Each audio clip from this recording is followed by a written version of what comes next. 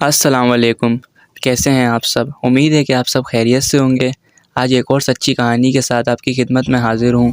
कहानी में आगे बढ़ने से पहले जिन्होंने मेरा चैनल अभी तक सब्सक्राइब नहीं किया है वो जाकर मेरे चैनल को सब्सक्राइब कर लें और साथ साथ बेल आइकन को भी दबा दें ताकि मेरी आने वाली हर एक नई वीडियो आप तक पहुँच सकें।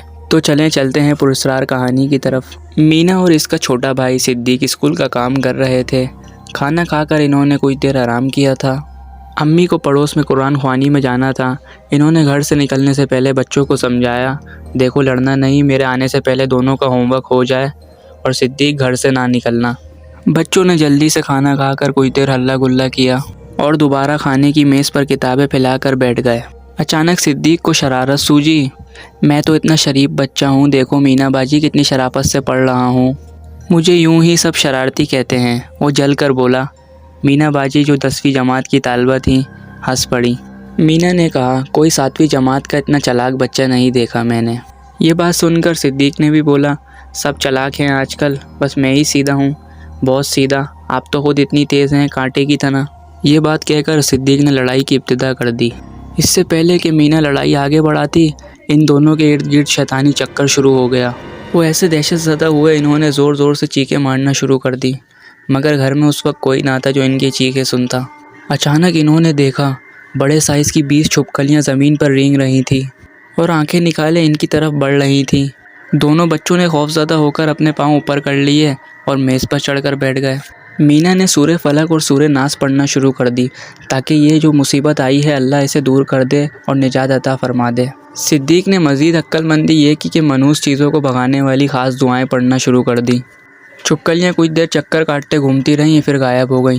अल्लाह के ज़िक्र ने इस गंदगी को ख़त्म कर दिया। छिपकली को तलवार की तरह काट डाला, मगर बच्चों पर एक खौफ तारी हो चुका था। इनको कुछ समझ में ना आया।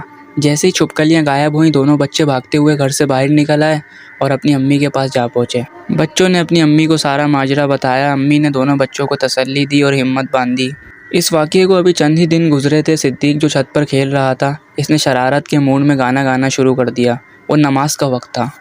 सिद्दीक खुद तो मस्जिद जाने की और बाजमात नमाज़ पढ़ने की ज़हमत ही नहीं करता था, मगर इसको ये मालूम ना था कि इसके ऊपर के घर में जिन्नात की मस्जिद बनी हुई है। जिन्नात वहाँ नमाज़ पढ़ते हैं। जिन्नात अपनी मस्जिद की वजह से इस घर की हिफाजत करने की भी कोशिश करते थे कि वहाँ कोई ख़राब काम ना हो, कोई नापाकी या कोई गंदे अमलियात ना हो। नेक जिन्नात की वजह से घर के लोग बहुत सुकून में थे। सिद्दीक ने गाना गाया तो इसके मुंह पर एक ज़बरदस्त और ज़ोरदार थप्पड़ पड़ा। वो गिर गया तो खौफज़दा हो गया क्योंकि छत पर और कोई ना था। फिर वो बहुत मुश्किल से उठा और नीचे की तरफ भागा। कुछ दिन बाद वो इस बात को भूल गया। एक दफ़ा दोबारा इसने छत पर जाकर झूम झूम कर दोबारा गाना गाना शुरू कर दिया। जब नमाज का वक्त भी नहीं था, मगर फिर भी इसको वैसा ही ज़ोरदार थप्पड़ पड़ा। सिद्दीक खौफज़दा हो गया और इसने ये हरकत ही करना छोड़ दी। 6 माह बाद वो नानी के घर इस्लामाबाद गया तो एक दिन बैठे बैठे इसे छत वाला खौफज़दा थप्पड़ याद आया। इसने खुश होकर सोचा, ये तो नानी की छत है। वो छत पर बड़े पिंजरे में मौजूद खूबसूरत चिड़ियों से खेलने लगा और साथ ही इसने वही गाना गाना शुरू कर दिया। फिर इसे अचानक किसी नज़र ना आने वाली चीज़ ने ज़ोर से थप्पड़ रसीद कर दिया।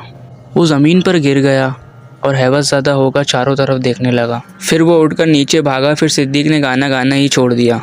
फिर सिद्दीक को समझ आ गई कि कोई नेक जिन होता है जो सफ़र में भी मेरे साथ होता है। गाने के सिवा मुझे किसी भी दूसरी बात पर परेशान नहीं करता है। फिर मुझे क्या ज़रूरत है कि मैं गाना गाकर खुद को थप्पड़ पड़वाऊँ। आज की सच्ची कहानी बस यहीं तक थी। उम्मीद है कि ये कहानी आपको बेहद पसंद आई होगी। अपनी राय का कमेंट बॉक्स में इज़हार करें। मिलते हैं अगली हॉरर स्टोरी में। जब तक के लिए अल्लाह हाफिज़।